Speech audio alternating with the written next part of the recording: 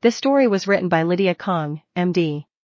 Ask a doctor, why do I get sleepy in the afternoon after eating lunch? The most likely culprit is your circadian rhythm, but what you eat may also play a role. Lydia Kong is an internal medicine physician at Nebraska Medicine in Omaha and the co-author of Quackery, a brief history of the worst ways to cure everything. Question: I always feel sleepy in the afternoon after I eat my lunch. Why does this keep happening, and is there anything I can do to prevent it? A. Feeling sluggish after lunch is very common.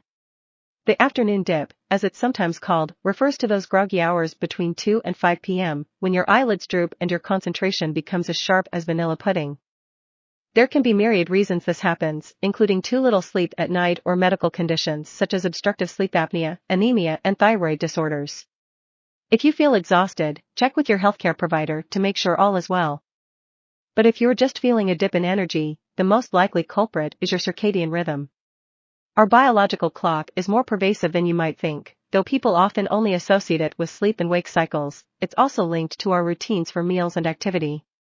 Research in fruit flies, mice and humans has shown genes control clocks in the cells of our tissues, including the skin, the liver and the brain, that work on an oscillating cycle affected by light exposure. Studies have also shown that our alertness tends to be lowest at 2 points in the day, in the morning from around 2 to 7 a.m. and in the afternoon from 2 to 5 p.m. Most of us are asleep during the first dip, but that slump is highly relevant to shift workers.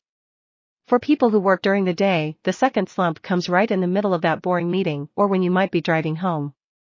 In fact, you're far more likely to have a car accident after lunch than after breakfast. Research on other causes for the afternoon dip have been limited in scope but can give us further clues as to why it happens. After lunch, your circulation shifts to accommodate more blood flow to the digestive system, meaning less blood goes to your brain, which could trigger some tiredness. A tangled web of hormones, molecules and neurotransmitters is also at work. One of them, orexin, is a neuropeptide in the brain that affects hunger and helps keep us awake. After a meal, when your glucose levels rise, this may inhibit orexin. A similar phenomenon occurs with tryptophan, an amino acid that can turn into melatonin, a hormone associated with sleep. We've all heard those tales about turkey and tryptophan. It turns out the likely issue isn't all about the turkey, it may also be the carbs. Research has found that eating a protein-rich meal is not associated with a higher ratio of tryptophan in our blood. But the insulin rise caused by pairing tryptophan with high glycemic index foods, such as potatoes, white bread and white rice, can lead to a relative influx of it into the brain and make you feel a bit sleepy. Why? Insulin tells your body to store amino acids, the building blocks of proteins, in your cells. But it doesn't do the same thing for tryptophan, giving it easier access to your brain. In other research, tiredness has been associated with fried foods, saturated animal fats and high-calorie meals, while plant-based foods and the Mediterranean diet have been linked to less sleepiness. That being said, none of these studies were large enough to prove causation.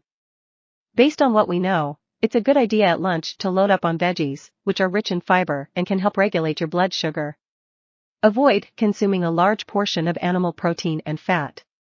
Try eating complex carbohydrates such as whole grains and legumes, and veer away from simple carbs, including sugary drinks and white pasta. Shaving off even small amounts of sleep for just a few days can worsen afternoon grogginess, so it's important to get a restorative night of rest on a regular basis. A dose of a caffeinated drink early in the afternoon can help, but remember that too much can disrupt your sleep and perpetuate the tiredness cycle. A brisk walk, ideally outside, can give you a boost, as can bright natural or artificial light. One small study found that bright light exposure reduced fatigue after lunch, perhaps the only time a physician will recommend screen time. If all else fails, a nap can help improve cognitive performance.